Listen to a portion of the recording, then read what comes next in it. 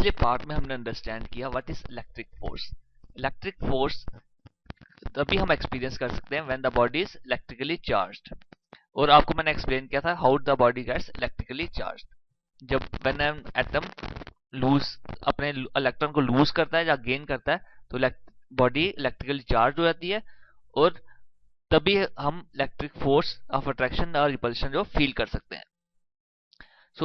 सो इस पार्ट में हम अब अंडरस्टैंड करेंगे what are stationary charges. Stationary charges क्या होते हैं? Stationary charges as the name suggest the charges which are stationary, जो चार्जेस जो मूव नहीं करते, that are called stationary charges.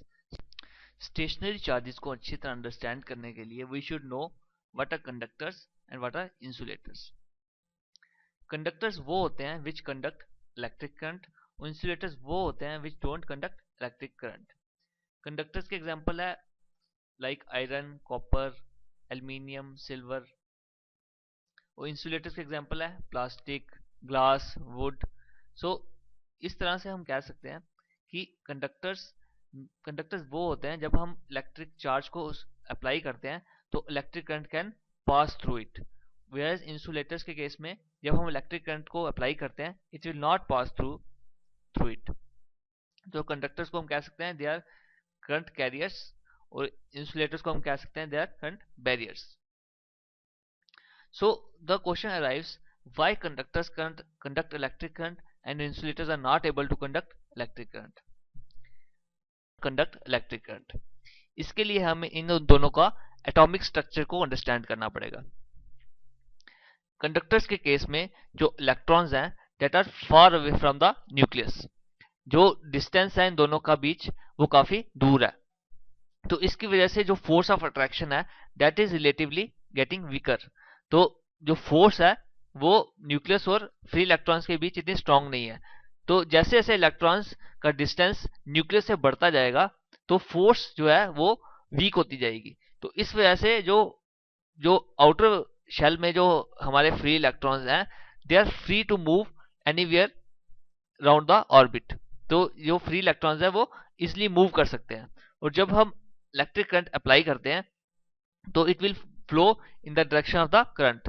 सो हम कह सकते हैं it will able to conduct electric current. जबकि इंसुलेटर्स के केस में जो इलेक्ट्रॉन्स है that are very close to the nucleus, so इसकी वजह से क्या होता है कि there is strong force of attraction between these. So इस वजह से जो इलेक्ट्रॉन्स है they can't freely move around the nucleus. सो जब हम इलेक्ट्रिक करंट को अप्लाई करते हैं तो these electrons will remain in their position, they will not move in the direction of the current, so they are not able to conduct electric current। so अब हम दो case लेते हैं, एक मेटेलिक स्फीयर लेते हैं और एक पॉलीस्टीरीन स्फीयर लेते हैं। एक जो है कंडक्टर है, एक जो है इंसुलेटर है। सो क्या होता है कि जब हम इलेक्ट्रिक चार्ज इस मेटेलिक स्फीयर में अप्लाई करते हैं तो क्या होता है, it will uniformly distributed all around the metallic sphere। ये जो चार्ज है हमारा जो यूनिफॉर्मली फ्लो कर जाएगा और यूनिफॉर्मली डिस्ट्रीब्यूट हो जाएगा पूरे मेटेलिक स्फीयर में, और अगर हम इसको टच करेंगे तो it will flow.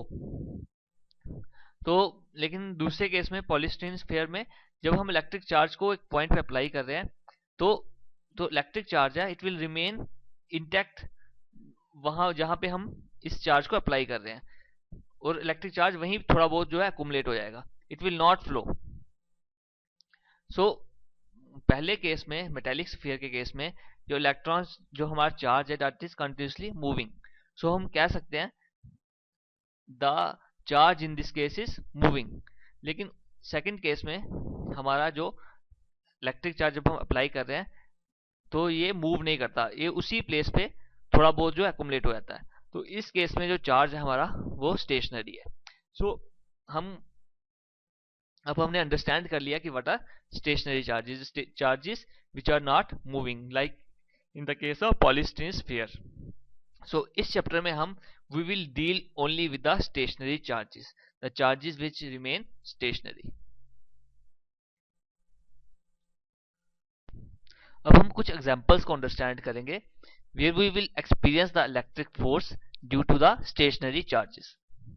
First case में क्या करते हैं, एक ग्लॉस रॉड लेते हैं, ग्लॉस रॉड को एक सिल्क क्लॉथ के साथ रब करते हैं, और एक और अनदर ग्लास रॉड लेते हैं तो उसको भी सिल्क क्लॉथ के साथ रब करते हैं। तो इन दोनों ग्लास रॉड को मैं एक दूसरे के नियर लाता हूं, तो what will happen, there is force of repulsion between them. Second case लेते हैं, एक दो एबोनाइट रॉड लेता हूं और इन दोनों एबोनाइट रॉड को मैं सिल्क क्लॉथ के साथ रब करता हूं। तो जब इन दोनों एबोनाइट रॉड को मैं एक दूसरे के नियर लाता हूं तो what will happen, they will experience the force of repulsion.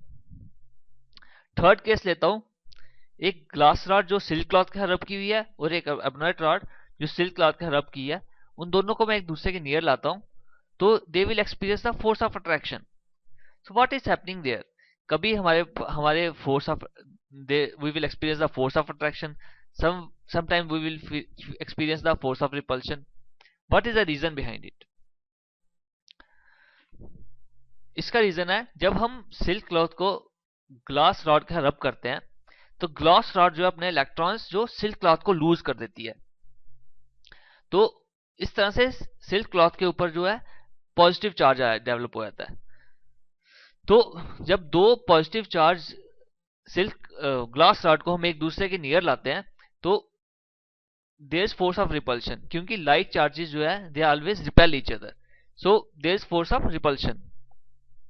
Second case लेते हैं, जब हम एबोनाइट रॉड को सिल्क क्लॉथ के रब करते हैं तो सिल्क क्लॉथ अपने इलेक्ट्रॉन्स जो है एबोनाइट रॉड को लूज कर देती है, तो सिल्क क्लॉथ के ऊपर पॉजिटिव चार्ज आ जाता है और एबोनाइट रॉड के ऊपर नेगेटिव चार्ज आ जाता है। सो जब हम इन दोनों एबोनाइट रॉड को एक दूसरे के नियर लाते हैं तो there is force of repulsion, क्योंकि both are having negative charge, as we know कि like charges always repel. Third case में जब हमारी एबोनाइट रॉड जो नेगेटिव चार्ज है और सिल्क क्लॉथ जो पॉजिटिव चार्ज है, हम दोनों को एक दूसरे के पास लाते हैं, there is force of attraction, क्योंकि अनलाइक चार्जेस ऑलवेज अट्रैक्ट।